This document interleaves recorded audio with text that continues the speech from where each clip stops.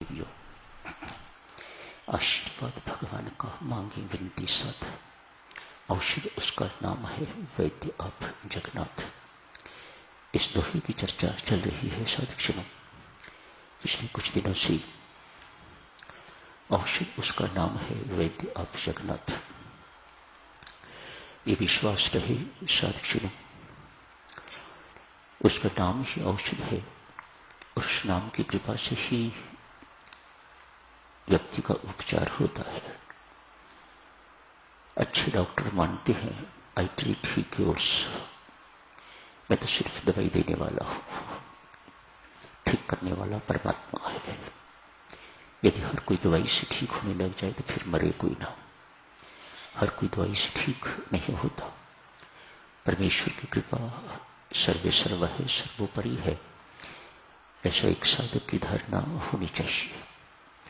अतएव उस दिन भी आपसे अर्ज की थी, निजी तौर से मैं आप जी से प्रार्थना करता हूं कि जो कोई भी रोगी हो, कोई बीमार हो, उसे डॉक्टर को दिखाना चाहिए। जो वे दवाई दें नियम पूर्वक उसे लेना चाहिए। दवाई तो एक बहाना ही है साधुजनों। नाम भगवान की कृपा होगी, परमेश्वर की कृपा होगी तो वह दवाई आपको ठीक कर सकेगी। अकेली दवाई में समर्थ नहीं है कि वह आपको ठीक कर सके। ये हर डॉक्टर को भी ऐसी ही धारणा रखनी चाहिए और हर साधक की भी ऐसी ही विचारधारा होनी चाहिए। महात्मा गांधी जी की आप चर्चा सुन रही थी। उनका विश्वास तो बहुत अनूठा, वह दवाई नहीं लेते थे। आज एक और ऐसे ही साधक की थोड़े समय के लिए चर्चा साधुजनों, उसके बाद ये मन का प्रबोधन प्रसंग समाप्त हो गया है। सो आज थोड़ी सी बात मन पर भी कर लेंगे। बंकिम चंद्र चटर्जी चट्टोपाध्याय या चटर्जी, जिन्होंने ये गीत लिखा है वंदे मातरम, किसी कारणवश कोई ऐसा रोग हो गया, इन्हें अस्पताल में जाना पड़ा। दाखिल हो गए। वहां पर मानो अस्पताल के लिए एक साहित्यकार का आना, इंपॉर्टेंट पर्सनैलिटी, तो वीआईपी जैसा ट्रीटमेंट। एक कमरे में इनको रखा गया था। डॉक्टर आते जाते, दिन में कई बार आते, हाल चाल पूछते, कैसे हैं बंकिम जी, आप बहुत बड़े साहित्यकार हैं, ये दवाई खाइएगा और आराम कीजिएगा। डॉक्टर जब भी जाते इनके हाथ में या तो माला होती थी या ये गीता जी का पाठ करते होते। दो चीज इन्होंने जिंदगी भर छोड़ी नहीं। गीता जी का पाठ कुछ न कुछ करते रहते, राम राम जपते रहते। चटर्जी साहब राम नाम के उपासक थे, राम राम जपते रहते माला पर। डॉक्टर चिढ़ते, आप दवाई क्यों नहीं खाते, दवाई खाएं और आराम करें, ये माला छोड़ें, ये गीता जी का पाठ छोड़ें, आप आराम करें, आपको आराम की जरूरत है। मन ही मन कहते होंगे डॉक्टर साहब मैं बहुत आराम कर रहा हूं, असली आराम तो इसी में है, मात्र सोना विश्राम नहीं है। डॉक्टरी के हिसाब से होता होगा, पर एक साधक की दृष्टि से विश्राम नहीं है। जो विश्राम दे, आराम दे, प्रेम दे वह राम। राम जी की एक उनके नाम की परिभाषा है, जो प्रेम दे, जो आराम दे, जो विश्राम दे वह राम। असली विश्राम तो राम नाम की उपासना में है, असली आराम तो राम नाम की उपासना है। मन ही मन कहते होंगे मैं तो बहुत आराम कर रहा हूं, मानो बहुत जाप कर रहा हूं। एक दिन उनके सामने ही खिड़की से दवाई फेंक दी। डॉक्टर चिढ़ गए, कैसे साहित्यकार हो आप मेरी बात क्यों नहीं मानते, मैं आपको कितनी बार कह चुका हूं आप दवाई लीजिएगा, आराम कीजिएगा। ले रहा हूं डॉक्टर साहब। एक दोहा उनको गा के सुना दिया करते, राम नाम की औषधि खरी नियत से खाए, अंग रोग व्यापे नहीं महारोग मिट जाए। ये दोहा उनको बोल के सुना दिया करते हैं। अंग रोग व्यापे नहीं, इन अंगों का रोग, अंग रोग व्यापे नहीं महारोग मिट जाए।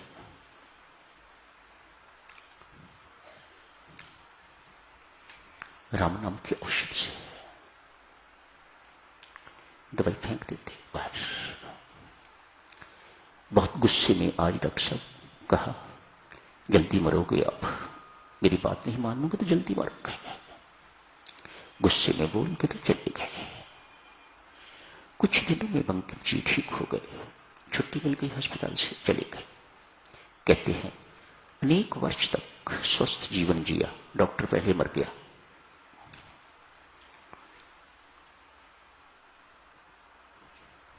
हमेशा डॉक्टर साहब को कहा करते हैं, डॉक्टर साहब मेरे शरीर को रोग है, मुझे रोग नहीं है, मैं निरोग हूं, मैं बिल्कुल स्वस्थ हूं। मेरे किसी अंग को रोग हो सकता है, मुझे नहीं। मेरा अंग काटा जा सकता है, मेरा अंग मर सकता है, ये शरीर मर सकता है, मैं नहीं मर सकता। उनको इस चेतना की अमरता पर, अमृतों पर इतना विश्वास था, और डॉक्टर को जड़ दवाई पर। फिर अर्ज करूंगा, हमारा विश्वास तो इन्हीं की तरह होना चाहिए जैसा इनका विश्वास है। पर इसका अर्थ ये नहीं कि दवाई नहीं लेनी, जरूर लीजिएगा, लेकिन विश्वास अपना इस बात पर रखिएगा कि मुझे दवाई से ठीक नहीं होना, मुझे राम नाम से ठीक होना है, परमात्मा की कृपा से, नाम भगवान की कृपा से ठीक होना है। आइए साथियों, आगे बढ़ते हैं। स्वामी जी महाराज कल से मन को प्रबुद्ध कर रहे हैं, मन को अच्छी तरह से जगा रहे हैं, अच्छी तरह से समझा रहे हैं। प्रबोधन अर्थात अच्छी तरह से समझाना, सोए हुए मन को जगाना, उद्बुद्ध करना, प्रबुद्ध करना लगभग एक ही बात है, दोनों में कोई अंतर नहीं है। अरे तू राम नाम में तल्लीन हो, मन के प्रबोधन के अंतर्गत स्वामी जी महाराज ने बड़ा आश्चर्य की बात है, अपनी फेवरेट चीज नहीं लिखी।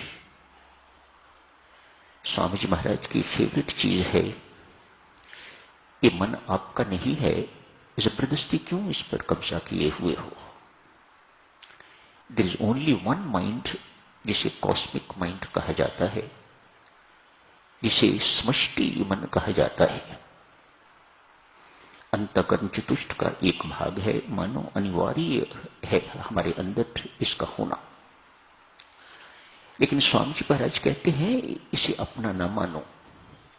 जैसे परमात्मा की दी हुई धन संपत्ति को व्यक्ति अपनी मान के तो बेईमान कहलाता है परमात्मा की दृष्टि में, संसार की दृष्टि में लालच, सेठ जी, लेकिन परमात्मा की दृष्टि में वह व्यक्ति बेईमान है जो परमात्मा की पूंजी पर कब्जा जमाए बैठा है।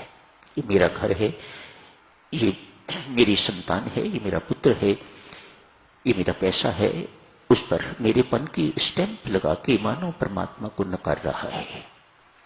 जिसका ये सब कुछ है उसे नकार रहा है, तो परमात्मा ऐसे व्यक्ति को बेईमान कहता है। संसार में रहते हुए आपके साथ भी कोई ऐसा करता है तो आप भी उसे बेईमान कहते हो। तो सारा संसार परमात्मा का है, तो फिर परमात्मा की दृष्टि में ऐसे करने वाले हम बेईमान हुए कि नहीं हुए। संसार की दृष्टि में हो सकते हैं, बहुत अमीर आदमी है, बहुत संपन्न व्यक्ति है, वेरी रिच पर्सन, सेठ जी हैं, लाला जी हैं, इंडस्ट्रिस्ट है, डॉक्टर है, ये है, वो है, इत्यादि इत्यादि। स्वामी जी महाराज कहते हैं जिसका बाल है उसके सिर पर लगा दो, सुखी रहोगे। ये आपका नहीं है, ये मन आपका नहीं है। हाँ, साथ ही ये कहते हैं तन को परमात्मा को समर्पित करना, धन को परमात्मा को समर्पित करना बहुत आसान है, लेकिन मन का समर्पण अतिशय दुष्कर है। ये नहीं होता। शायद इसी चीज को सोच के स्वामी जी महाराज ने ये बात मन के प्रबोधन के अंतर्गत नहीं लिखी। इतने पृष्ठ लिखे हैं, कहीं ये शब्द नहीं लिखा कि मन को परमात्मा के हवाले कर दो, जिसकी वस्तु है उसे लौटा दो। ये आपका नहीं है। आपका मन कैसा है, साधक चलो इस मन की 5 विशेषताएं हैं। मेहरबानी करके आज की चर्चा इतनी ही हो सकेगी। यदि ये सुने तो आपको पता लगेगा कि हमारा मन जो है वह किस प्रकार का है, क्या विशेषताएं हैं। सर्वप्रथम, मन चंचल है, अस्थिर। इसे काबू करना बहुत कठिन है। चंचल मानो एक जगह से दूसरी जगह, जैसे बंदर टिक के नहीं बैठ सकता, एक पेड़ पर भी बैठा हुआ वह एक टहनी पर बैठ नहीं सकता, उछल कूद करता है, दूसरी पर जाता है, तीसरी पर जाता है, फिर दूसरे पेड़ पर जाता है, उछल कूद करने वाला। तो इस मन की तुलना भी ऐसे वानर से ही की जाती है, ऐसे बंदर से ही की जाती है। ऐसे मन को चंचल मन कहा जाता है। दूसरी विशेषता है, हर मन मलिन मन होता है। बुरे विचारों का, दुर्विचारों का, विकारों का उद्गम स्थान यहीं से निकलते हैं। विचार कहां से निकलते हैं? मलिन मन से। जिस किसी ने इसको प्रबुद्ध कर लिया है वहां से तो शुद्ध विचार निकलेंगे, दिव्य विचार निकलेंगे, पर हमारा मन तो मलिन मन है। अतएव यहां से दुष्ट विचार निकलते हैं। उद्गम स्थान, संतों महात्माओं ने लिखा, उद्गम स्थान वहां से जहां से चीज निकलती है। जैसे चश्मा, चश्मे का उद्गम स्थान गंगोत्री का, गंगा जी का उद्गम स्थान, यमुना जी का उद्गम स्थान, ऐसे ही दुष्ट गंदे विचारों का उद्गम स्थान ये मन। 2 बातें होगी, मन चंचल है, मन मलिन है। तीसरा, मन भूखा है।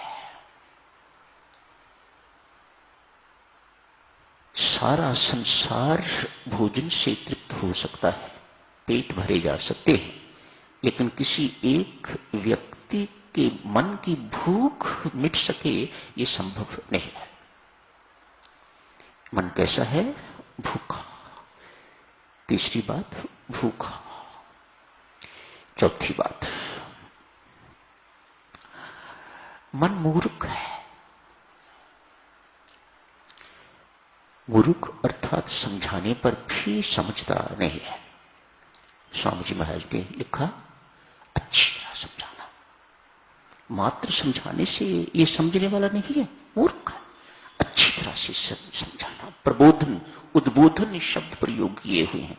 अच्छी तरह से इसे समझाना, अच्छी तरह से इसे सधाना, तब ये सधेगा, तब भी जाके टेम होगा। अंतिम विशेषता, पागल है। मन पागल है। संत महात्मा समझाते हैं, महाराज पागल क्यों कहते हो? इसलिए जानता है कि ये काम गलत है, लेकिन छोड़ता नहीं है।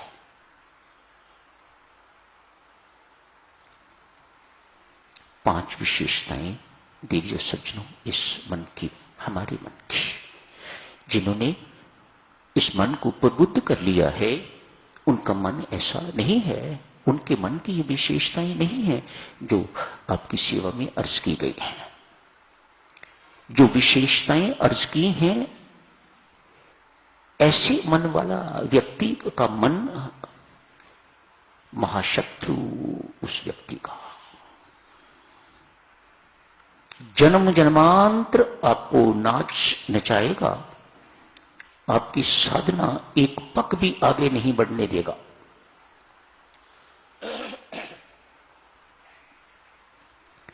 जिन्होंने अपने मन को प्रबुद्ध कर लिया, मन पर विजय प्राप्त कर ली, यहां संत महात्मा कहते हैं संसार में इससे बढ़ के विजय और कोई नहीं।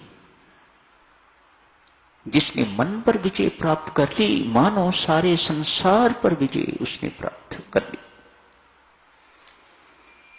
जिन्होंने परमेश्वर की कृपा से, साधना के माध्यम से अपने कर्तव्य के अभिमान को मिटा के, विनम्र होके, झुक के, परमात्मा के श्री चरणों को पकड़ पकड़ के उनके आगे गिड़गिड़ा के हाथ जोड़ के प्रार्थना करने से जिन्होंने अपने मन को प्रबुद्ध कर लिया है, उनका मन महामित्र।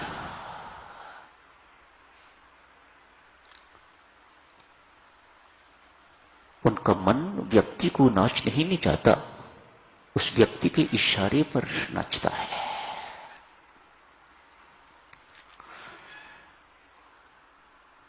ऐसे ही मन के लिए स्वामी जी महाराज प्रबोधन दे रहे हैं, कह रहे हैं, इसे ठीक ढंग से अच्छी तरह से इसे समझाते रहिएगा। समय हो गया है, साधक जन यही समाप्त करने की इजाजत है। धन्यवाद।